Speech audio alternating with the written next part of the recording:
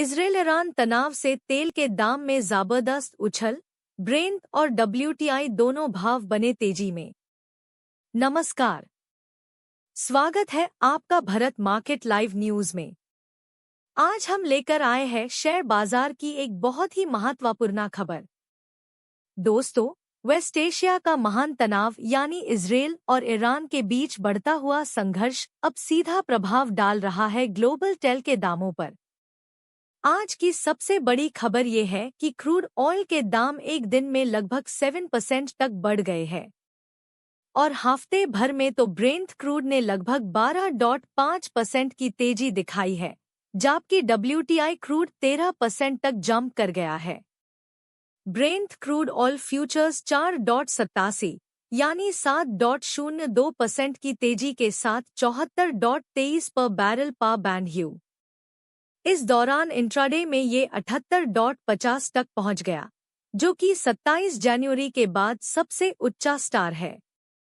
वहीं US West Texas intermediate WTI crude भी 4.94 यानी 7.26% की बढ़ोतरी के साथ 72.98 पर बैंड हुआ। सेशन के दौरान ये 77.62 तक पहुंच गया, जनवरी 21 के बाद का हाईएस्ट पॉइंट। दोस्तों, ये इतनी बड़ी तेजी तब देखी गई थी जब 2022 में रशिया ने यूक्रेन पर हमला किया था। उस वक्त भी तेल के दामों में इसी तरह की भयंकर उथल-पुथल देखी गई थी। अगर आपको ये जानकारी पसंद आ रही हो तो कृपया हमारे चैनल को सब्सक्राइब करें और वीडियो को लाइक करें। अब बात करते हैं इस तेजी के पीछे की वजह की। इजराइल ने खुद ये कंफर्म किया है कि उन्होंने ईरान के न्यूक्लियर फैसिलिटीज, मिसाइल फैक्ट्रीज और कुछ बेड मिलिट्री कमांडर्स को टारगेट किया है। इजराइल का कहना है कि ये एक सस्टेन्ड ऑपरेशन है, मतलब ये कि ये सिर्फ एक बार का अटैक नहीं है, बल्कि ईरान के न्यूक्लियर प्रोग्राम को रोकने के लिए चलाई जा रही लंबी स्ट्रैटेजी का हिस्सा है। जब बाजार बैन होने को था, उसके बाद ईरान ने भी पलटवार किया। मिसाइल्स टेल अवीव में गिरने की खबर है और साउथ इजराइल में भी धमके सुनाई दिए गए। हालांकि ईरान की oil company national Iranian oil refining and distribution company ने ये क्लेम किया है कि उनकी रिफाइनिंग और स्टोरेज फैसिलिटीज बिल्कुल सुरक्षित और ऑपरेशनल है। लेकिन भावनाओं का बाजार पे असर होता ही है और इन्वेस्टर्स ने ट्यूरेंट क्रूड ऑयल में खरीदारी शुरू कर दी।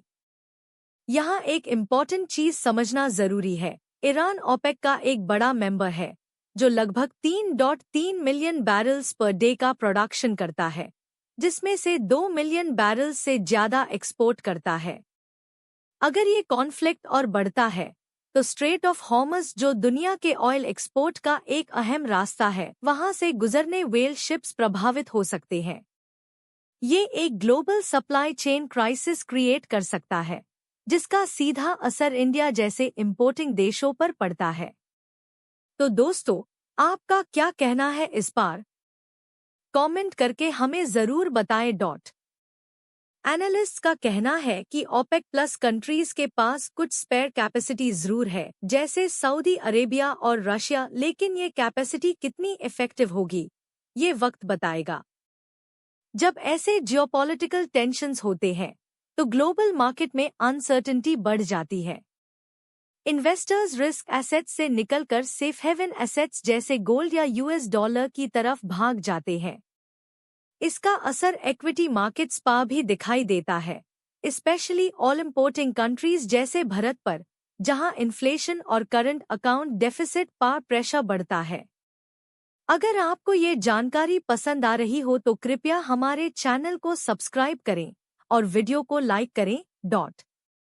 तो आज के लिए बस इतना ही।